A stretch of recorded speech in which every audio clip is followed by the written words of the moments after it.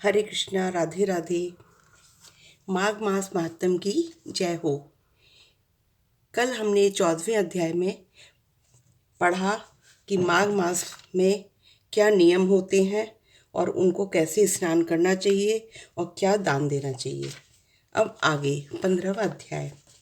दत्तात्रेय जी कहने लगे कि हे राजन, प्रजापति ने पापों के नाश के लिए प्रयाग तीर्थ की रचना की।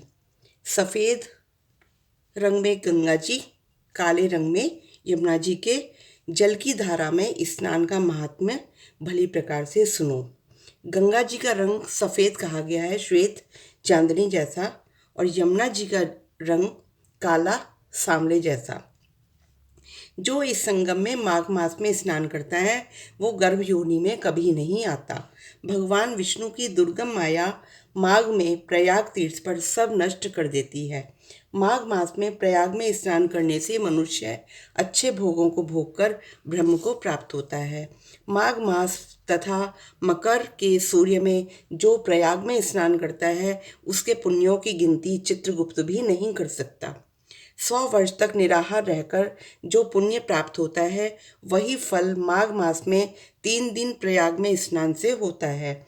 जो फल 100 वर्ष तक योगाभ्यास करने से मिलता है, जैसे सर्प पुरानी कांचुली को छोड़कर नया रूप ग्रहण कर लेता है, उसी तरह से माघ मास में स्नान करने से मनुष्य पापों को छोड़कर स्वर्ग को प्राप्त होता है।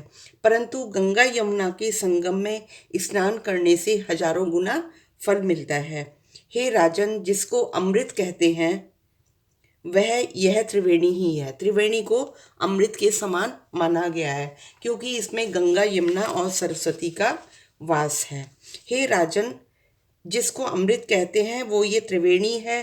ब्रह्मा, शिव, रुद्र, आदित्य, मरुदगण, गंधर्व, लोकपाल, यक्ष, गुह्यक, किन्नर, आणी, मादी गुणों से सिद्ध तत्वज्ञानी ब्रह्माणी, पार्वती, लक्ष्मी, शची, नैना, दिति, अदिति, संपूर्ण देव पत्नियां तथा नागों की स्त्रियां, घृताची, मेनका, उर्वशी, रंभा, तिलोत्तमा, अप्सरागण और सब पितृ मनुष्यगण, कलयुग में गुप्त और सतयुग आदि में प्रत्यक्ष सब देवी देवता माघ मास में स्नान करने के लिए आते हैं।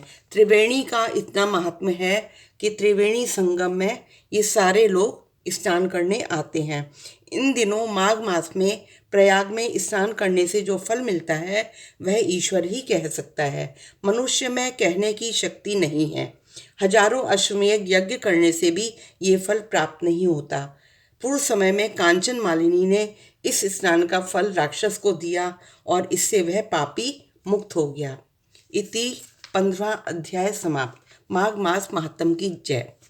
सदा रटिए, सदा जपिए हरे कृष्ण कृष्ण कृष्ण हरे हरे, हरे राम राम राम हरे हरे। जय जय श्री राधे, जय जय श्री राधे श्याम।